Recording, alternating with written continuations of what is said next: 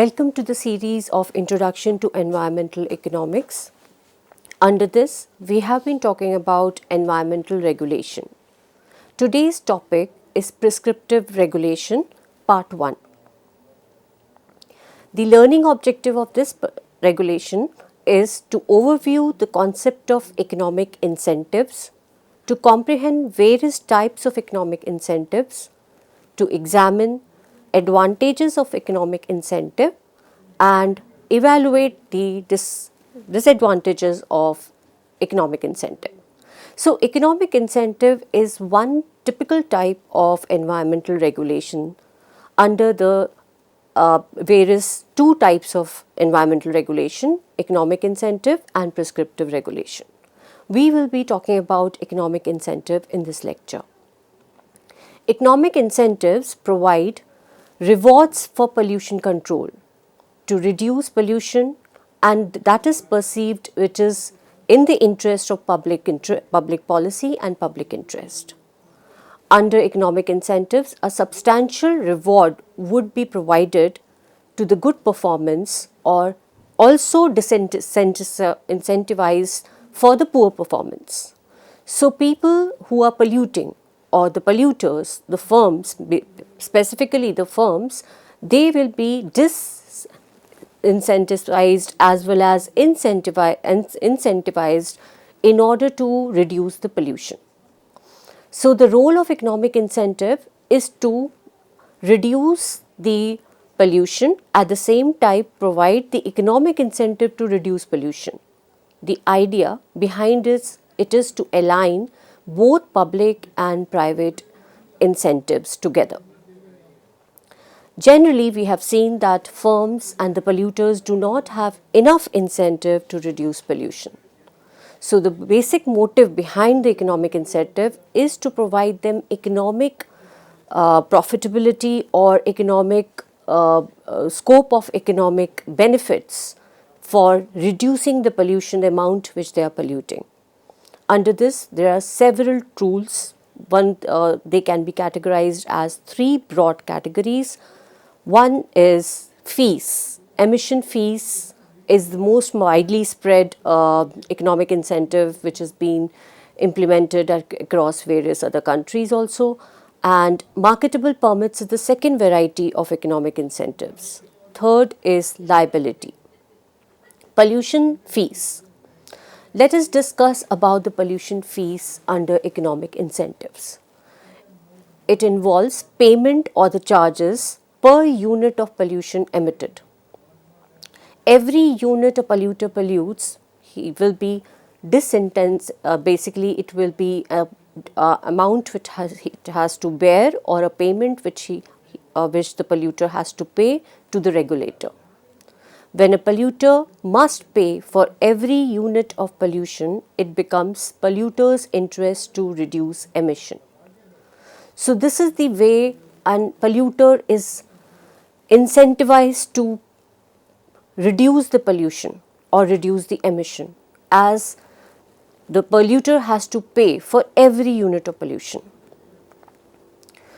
Suppose we have A as per unit of pollution. It implies as emission increases by 1 unit, or you can say a delta amount of emission, delta E, the polluter will have to pay an additional price for each additional unit he pollutes or each additional unit of pollution being added. Thus, polluter is highly incentivized to reduce the pollution. An emission fee is a price or a fee paid by the polluter to the regulator for every unit of emission that polluter emits. Therefore, let us consider a firm who is producing some good, for example, electricity, and along with the electricity there is a pollution, X amount of pollution being emitted. It is the emission fee, that is P, and the polluter emits X unit of pollution. P is the emission fee and X is the amount of pollution emitted by the polluter. The payment therefore would be P multiplied by X, that is P into X. That is the total amount that is being collected by the regulator as an emission fee from the polluter. To determine how much the polluter emits, let us just consider a cost function. How do we determine that what is the optimal amount of emission a polluter will emit when the pollution fee EP amount is being implied or levied on him or the polluter? Let us suppose Cx is the total production cost associated with emitting X unit of pollution, holding the goods output as fixed. The Cx is the abatement cost of reducing pollution. Now let us understand what is abatement cost. As X increases, X is the amount of emission. As X increases, as the polluter starts increasing more pollution or starts polluting more and more, so the cost declines. It means that the emitter or the polluter is not spending any amount in reducing pollution. Therefore, he is emitting. The polluter is emitting, and thus the cost declines. Cost of abatement declines, and in a sense we can say, in other words, that the polluter saves money by emitting more. So, cost and savings are opposite to each other. The abatement cost and savings are considered opposite to each other. Abatement cost is the amount a polluter spends in reducing pollution. If the polluter is not emitting, is not reducing pollution at all, it is emitting or increasing pollution, then the abatement cost automatically declines. In turn, savings also increase. Therefore, negative of marginal cost of abatement is analogous to marginal savings. The total cost of the firm is given by abatement cost and the cost of fee. As you can see on the screens, TCX is equal to CX plus PX. Here, CX is the abatement cost and PX is the amount that the regulator receives from the polluter.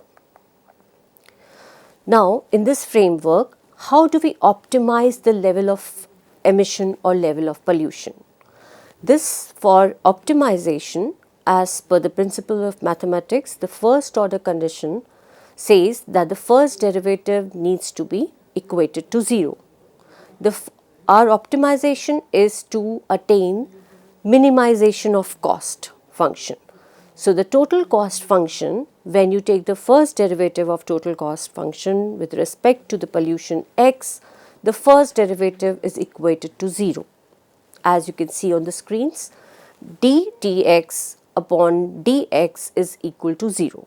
Cx plus p is equal to 0, and c dash x, which is the marginal cost, plus p. After derivating, we derived an equation that is marginal cost of abatement plus the emission fee, which is p, is equated to 0.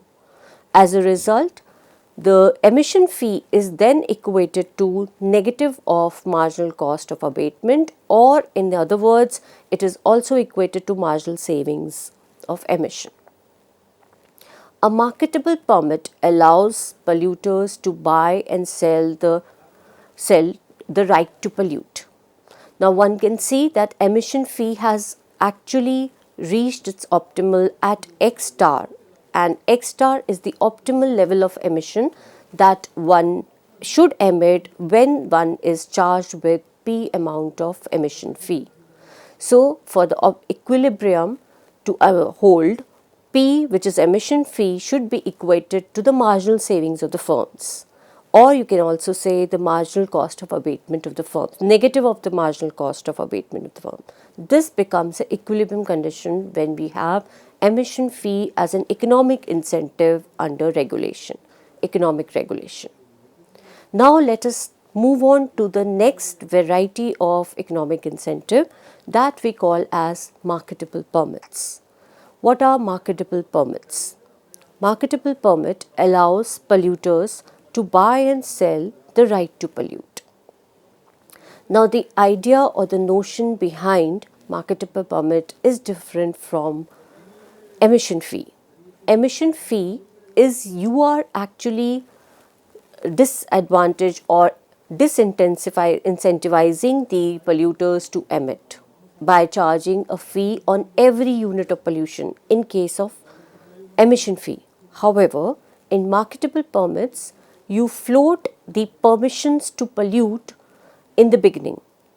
You do not charge on each unit of pollution, but you float the permission or the right to pollute in the form of permits, which are circulated or they are sanctioned in the beginning of from the beginning only.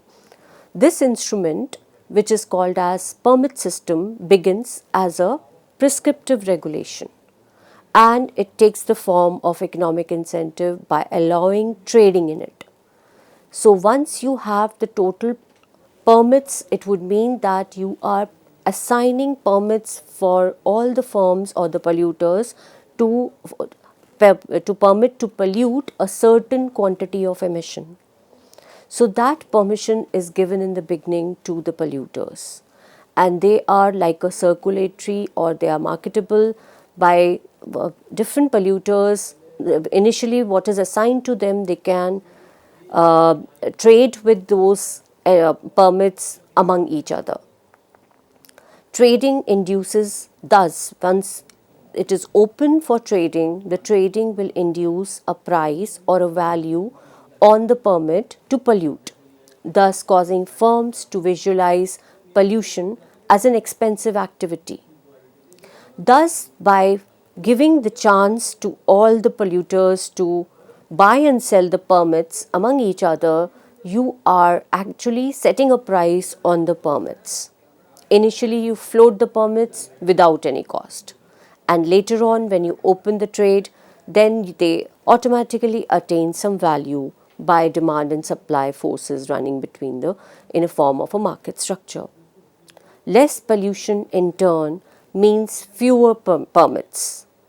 So in the society or in a community where there are less pollution being generated or produced, in the case of permit system, it would automatically mean that the permits are being consumed and fewer permits are left to be bought.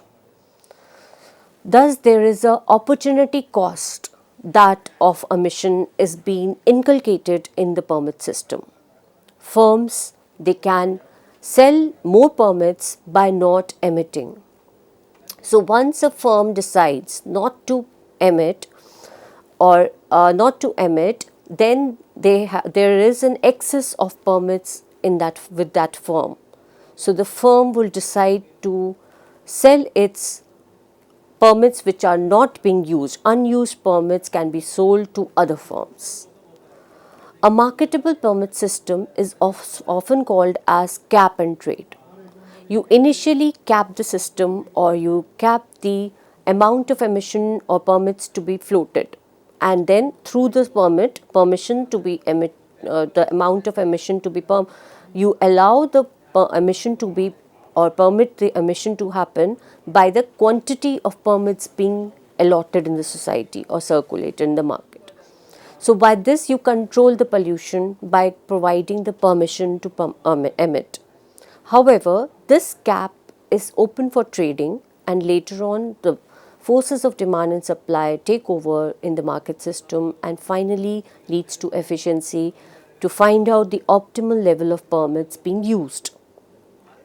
Here in the permit market, what is being sold and bought are the permits being initially sanctioned by the society or the government, the regulator. The regulator sets a cap on the overall emission and allows trading among the polluters to determine the final quantity of emission being generated in the society or the community. Suppose we consider a case where there are two polluters.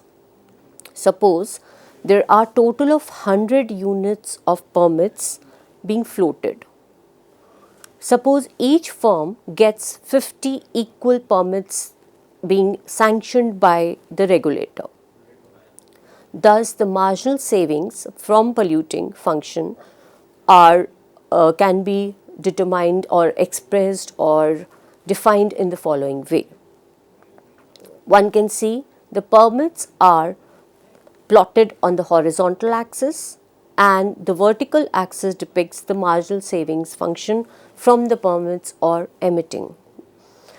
Firm 1 and Firm 2 are the two names of the firm being assumed in this framework. Let us assume that Firm 1 is located on the left hand side corner of the graph, and permits used by firm are measured from left to right. However, Firm 2 is located on the right hand side of the corner of the graph, and the permits used by the firms are measured from right to left. Initially, we assume that both the firms are being allocated total of 50 permits each. So, in the center you would see that the 50-50 permits are located in the center of the horizontal line.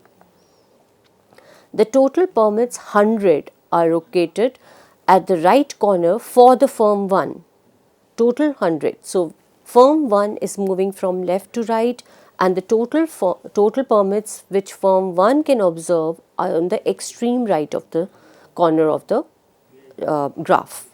However, the total permits 100 are located on the left hand side for firm 2, because firm 2 is located on the right corner of the graph. Marginal saving function. Now let us understand the process or the concept of marginal saving functions which are located and depicted in the graph. Marginal saving function for both the firms are considered to be downward sloping. Let us try to understand how marginal saving functions are downward sloping. Marginal saving function from polluting is downward sloping as for each additional permit bought.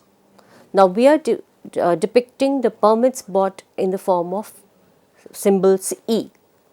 So E is located on the horizontal axis, and E is the additional permit brought. So we can see that once we locate E, it is moving from left to right for firm 1, and E are moving from right to left for firm 2. And what happens to the savings then? For each additional unit of permit or marginal savings, which we are calling as MS, from not emitting reduces. Basically, it means that as we are increasing the or we are buying more of permit, it means that we are emitting more, and therefore we are reducing the savings on from emitting, or savings get reduced as we are spending more on buying permits. We are emitting only by buying permits. So the concept of emission fee is totally different what we understand in marketable permits. We emit by buying the permit, and once we buy the permit, it means we are spending on emission, and once we are spending on emission, it means we are reducing our savings. So the marginal savings on emission, or you can say on permits, is a downward sloping function in case of marketable permits. It becomes a downward sloping again if we elaborate it, as we buy more and more permits in form of E from left to right for firm 1, we are spending more on emissions. And once we are spending on emission, it means we are able to save less, and therefore the marginal savings decline. Marginal savings for firm 1 are located on the left corner, and they are downward sloping. They are depicted by MS1. However, marginal savings function for the firm 2 is denoted by MS2. Marginal savings for firm intersect each other at a point which is represented by E.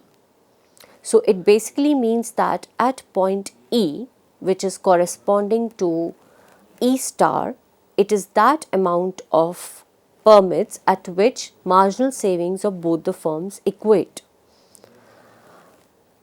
The point where marginal savings are equalized, that is firm 1 holds E star and while firm 2 holds 100 minus E star. Suppose firm 1 permits are E star at point E. So automatically firm 2 permits will be 100 minus E star because the total permits sanctioned are 100, and out of 100, 50-50 were the initial distribution of firm 1 and firm 2. So they did not find equilibrium when they were allotted by the regulator 50-50 permits. There was an incentive to benefit each other, or there was an incentive or scope for win-win trade among themselves, so they started trading from the initial allocation of 50-50. The firm will continue to trade from the initial permits of 50 allocation, and they will continue to trade till they reach a point E. Point E is the equilibrium point. It is the equilibrium point at which marginal savings are equalized at point E, and at point E you would also see it is that same point at which the permit price is finally settled. The permits price or optimal price which is settled by opening trade among each other is called as P star. P star is the price which permits automatically attain while allowing for the trade or allowing the market trading system, permit market trading system. Equilibrium for the permits is attained at point E star, where the firm 1 holds E star amount and firm 2 holds 100 minus E star, while the equilibrium price that permits would attain finally at attaining this equilibrium E star, capital E, is P star. Now it is very important to note that it is the same emission fee P star. If you try to compare emission fee and permit system, this P star would be the same P star which you had earlier achieved during the emission fee, because it has the same outcome of equalizing the marginal savings function for both the firms. With an emission fee of P star, we exactly know what the emission cost or marginal cost of control that it will be. However, if we compare the emission fee, economic incentive and marketable permits, we can see that there we are less sure of quantity of pollution. With the marketable permits, we exactly know how much is the pollution being caused, because what we are buying and selling is permits to pollute. Once we know the optimal permits being settled, as we saw in this framework, E star and 100 minus E star, we exactly know how much is going to be the pollution being emitted. While less we are not very sure of marginal cost of control. However, in case of emission fee, we are very sure of marginal cost of control, but how much is the emission being done, we are not very sure. Why? Because emission we are charging on per unit of emission. How much finally a firm settles down, how much quantity of emission that is not under the control. What is under the control is the marginal cost of control for each firm under emission fees. However, in permits case, we are sure of how much pollution has been emitted, because we have attained the permits optimal position, which is E star and 100 minus E star. So this is the difference between the emission fee and marketable permits. We will continue with the third type of economic incentive, that is considered as liability.